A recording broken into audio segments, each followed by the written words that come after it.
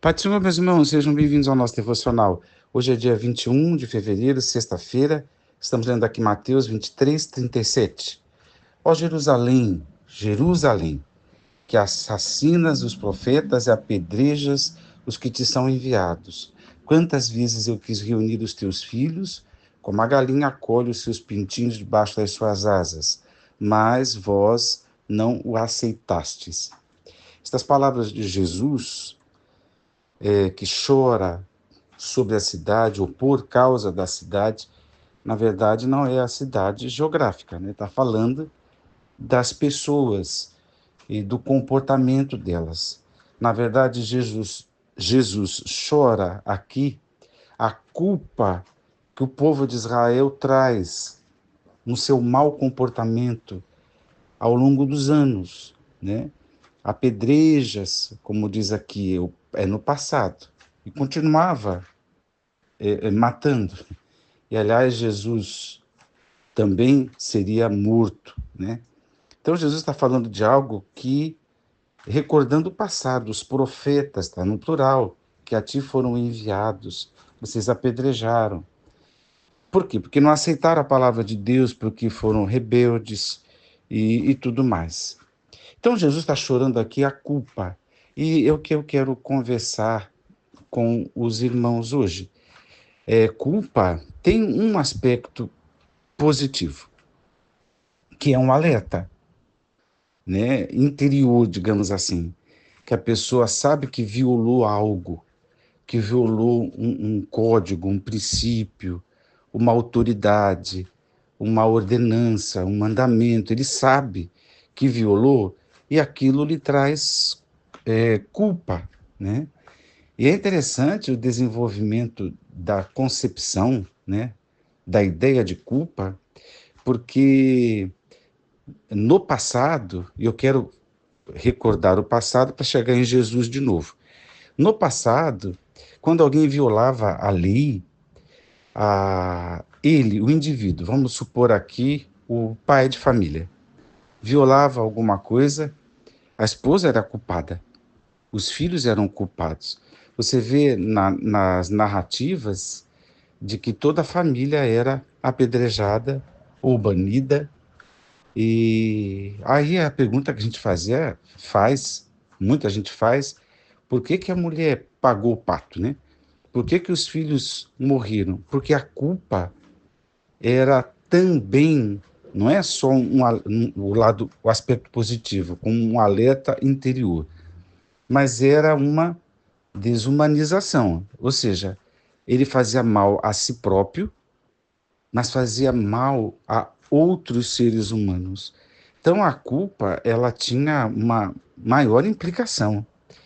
Era complicado. Por quê? Porque todo mundo pagava o pato. Para vocês terem uma ideia não, recordar, desculpa.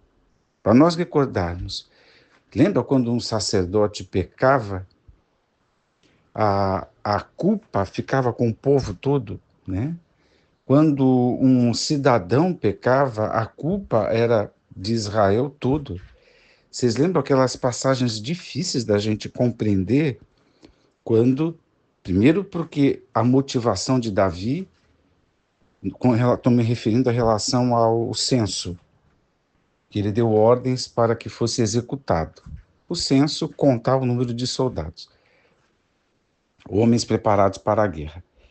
E a Bíblia dá três informações. Diz que Deus, quem colocou isso no coração do Davi, a Bíblia, ao mesmo tempo, diz que Davi teve essa brilhante ideia, e, em terceira instância, diz que Satanás tentou, né?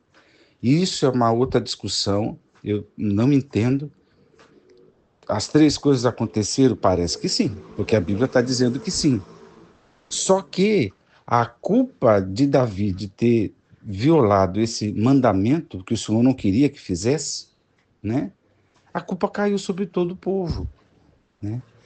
Então, era um mal que o indivíduo praticava e acabava por condenar a sua própria família.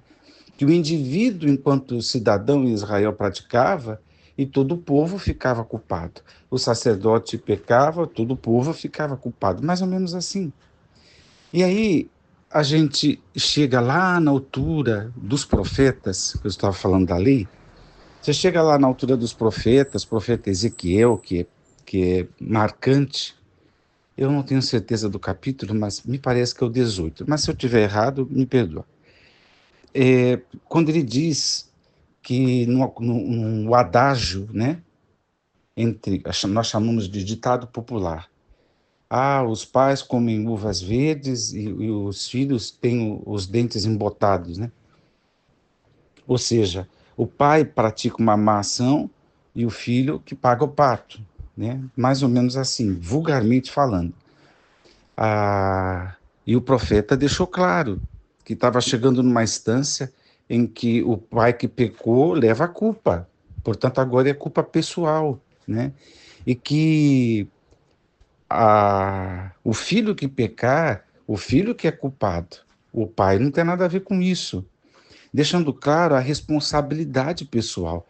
É um dos textos que a gente usa para acalmar os que foram acusados de terem os filhos que não permaneceram no Evangelho, né? Por quê? Porque a responsabilidade é pessoal, a decisão é pessoal.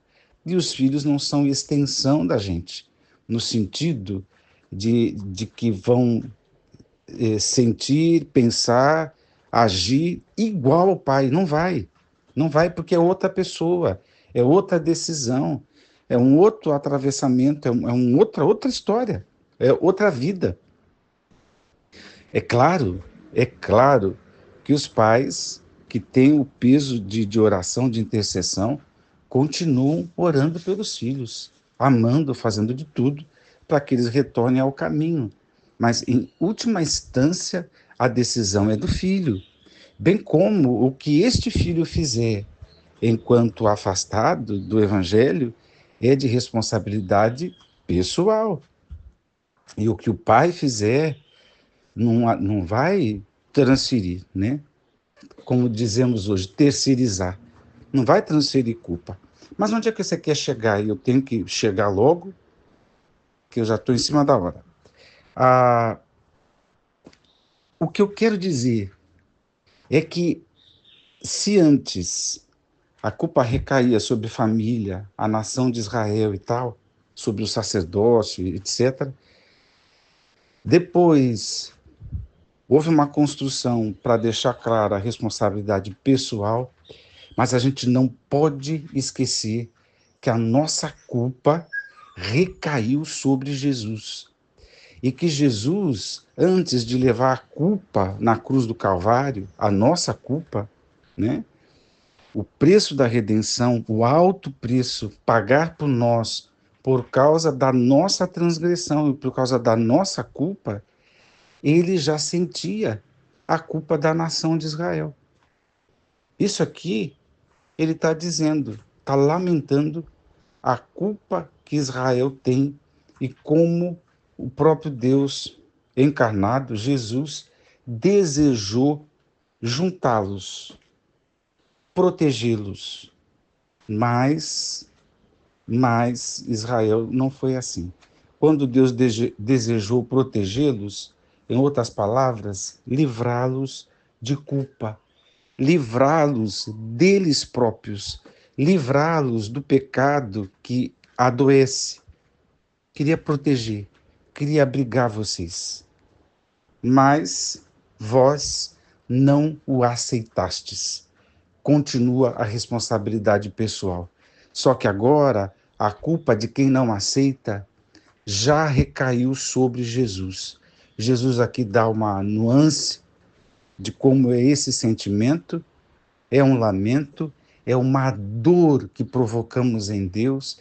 Eu acredito que pensar assim é importante para que tenhamos freios, para que tenhamos temor, entender que a nossa culpa é uma dor para Deus,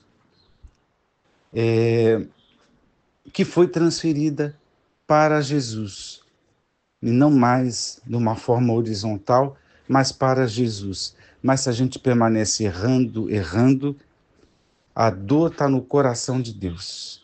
E Deus não pode dizer que quis nos abrigar nos dias de hoje e a gente não aceitou. Nós somos abrigados nas asas do amor de Jesus, na sombra da cruz, no abraço que ele deu na humanidade para a salvação. Que a gente fique com Jesus, entenda que ele carregou a nossa culpa, a nossa dor, para que a gente não vivesse uma vida de culpa, nem uma vida de violações da sua palavra. Que Deus te abençoe a pensar em Jesus, aquele que carregou o nosso fardo. Deus te abençoe. Vamos orar. Pai, graças te damos. Obrigado pela salvação. Obrigado por o Senhor ter levado para longe de nós a nossa culpa e ter nos dado, Senhor, alívio e nos dá condições de permanecer abrigado debaixo das tuas asas. Oro no nome de Jesus